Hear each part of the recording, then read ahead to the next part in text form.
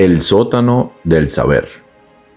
Érase una vez un niño llamado Elías, cuyo mundo parecía estar en gris y negro. En escuela primaria, Elías era blanco fácil. Sus grandes espejuelos redondos y la ropa usada que su abuela cosía con esmero lo convertían en el blanco de burlas y el acoso físico. Cada día era una carrera por escapar. Se acostumbró al sonido de las risas a sus espaldas y a la soledad de los recreos. Un martes particularmente cruel, huyendo de un grupo de chicos en el patio, Elías se encontró con una vieja puerta oxidada detrás de los almacenes de mantenimiento a la salida de la escuela. Estaba marcada con un letrero apenas visible que decía: peligro, no entrar. La abrió en su desespero y se precipitó dentro.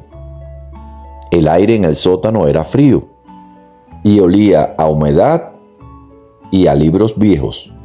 En medio del polvo, una luz suave emanaba de una esquina. Allí, sentado al lado de una pila de diccionarios, había un anciano.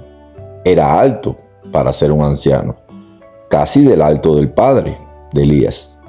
Tenía un rostro serio, pero con un brillo tornasolado en sus ojos, los cuales parecían hechos de constelaciones, y una sonrisa muy amable.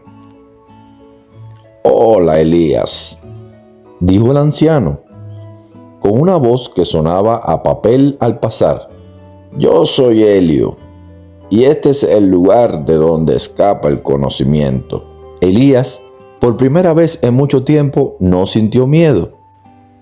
Helio, a quien más tarde él comenzó a llamar, con el paso del tiempo, Maestro Helio, le explicó que el aislamiento que había sufrido lo había traído a ese lugar, pues inconscientemente estaba buscando algo más. En el centro del sótano, el Maestro Helio apretó un botón e hizo aparecer un remolino de colores muy vibrantes, donde se mostraban todas las facetas del sufrimiento de Elías. Las burlas que enfrentas se basan en la ignorancia. Lo que te hace diferente te hace único, hijo mío. Ahora vamos a llenarte de todo lo demás, dijo el señor Helio.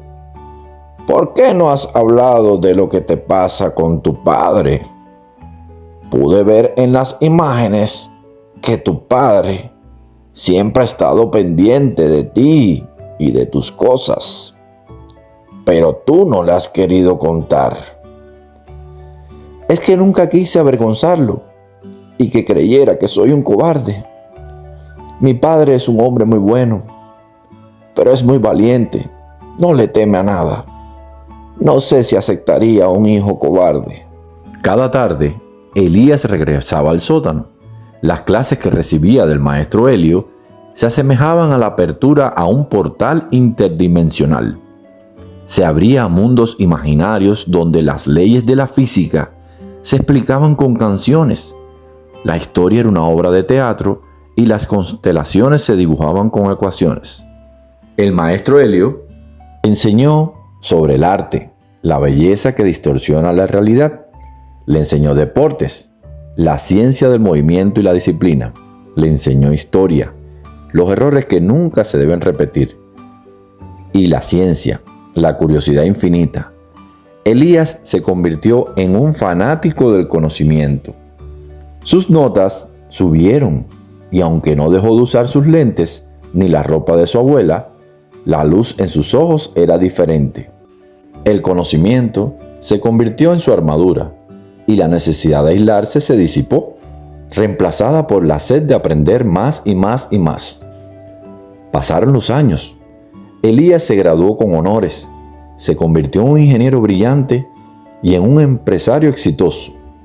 Los chicos que se habían burlado de él habían tomado caminos muy diferentes y sus vidas no habían sido tan amables. Una noche, en el noticiero, Elías reconoció un rostro. Era Samuel, el líder del grupo que más lo había acosado. Samuel, ahora un adulto con la mirada cansada, estaba siendo desalojado de su pequeño apartamento. Su negocio había quebrado debido a un fraude complejo. Elías sintió un nudo en el estómago, pero no era de resentimiento. Era una llamada a la acción, pues no sentía odio hacia nadie. Unos meses después, Elías leyó sobre un terrible accidente laboral. El herido era Martín, otro de sus antiguos abusadores. Martín estaba endeudado y necesitaba una cirugía costosa. El patrón se repitió. Roberto estaba siendo amenazado por prestamistas usureros.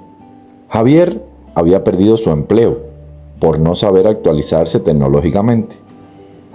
Elías nunca se presentó como el niño de los grandes espejuelos.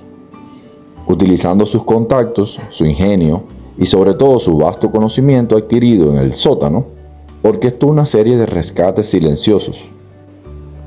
A Samuel lo ayudó a reestructurar sus finanzas, usando su conocimiento en economía y leyes para desentrañar el fraude y crear un nuevo plan de negocios. A Martín le pagó la cirugía y lo conectó con fisioterapeutas deportivos que conocían de sus estudios sobre el movimiento humano. A Roberto lo ayudó a negociar con los prestamistas, usando su lógica de abogado improvisado para exponer sus prácticas legales. En este caso, las ilegales. A Javier le ofreció un puesto en su empresa, donde su experiencia previa se valoró, siempre y cuando aceptara una intensa capacitación en tecnología, algo que Elías dominaba gracias al maestro Helio. Un año después, Samuel, Martín, Roberto y Javier estaban reunidos casualmente en la sala de espera de la oficina de Elías, sin saber que el dueño de la misma era aquel niño que tantas veces humillaron. Todos hablaban con admiración sobre su benefactor, Elías, el hombre de negocios brillante y metódico. En ese momento, Elías salió de su oficina.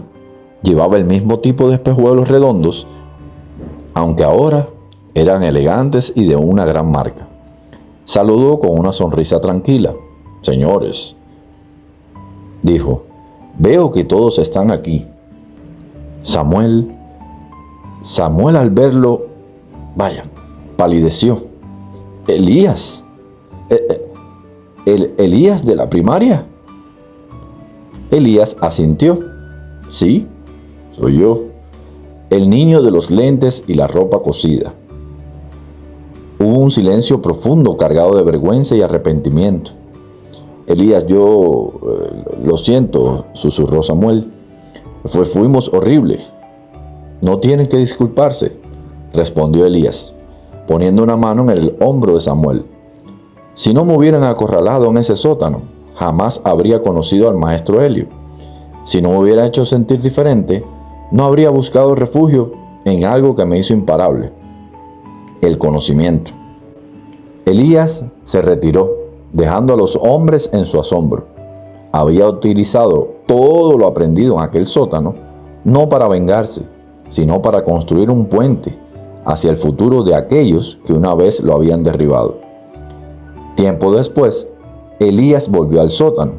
Había ido muchas veces, siempre había visto todo igualmente ordenado, pero nunca había visto al maestro Helio. Esta última vez sucedió algo inesperado. Cuando llegó al lugar, se encontró a su padre acomodando unas cajas y observó una máscara con el rostro del maestro Helio. Su padre lo miró sorprendido. «Padre, siempre fuiste tú llevando la máscara y haciéndote pasar por el maestro Helio».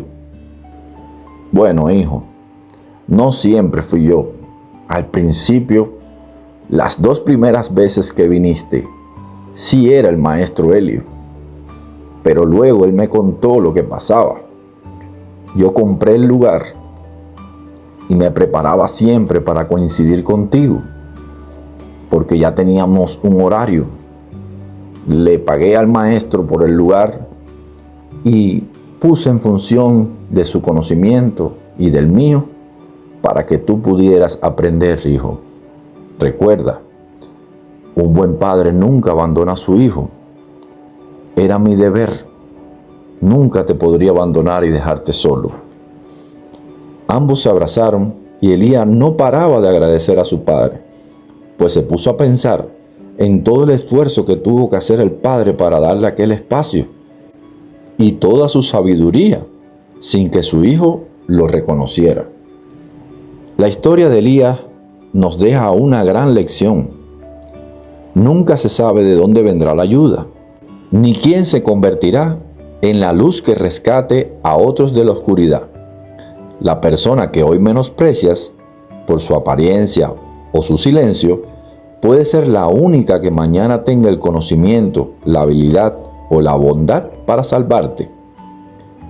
Otro aprendizaje es que la sabiduría a menudo usa el disfraz más inesperado. Por otra parte, nunca, absolutamente nunca, podemos dejar de lado a nuestros padres. Nuestros padres deben ser nuestros primeros amigos, los que siempre podremos contar con ellos. Y colorín colorado, este cuento se ha acabado.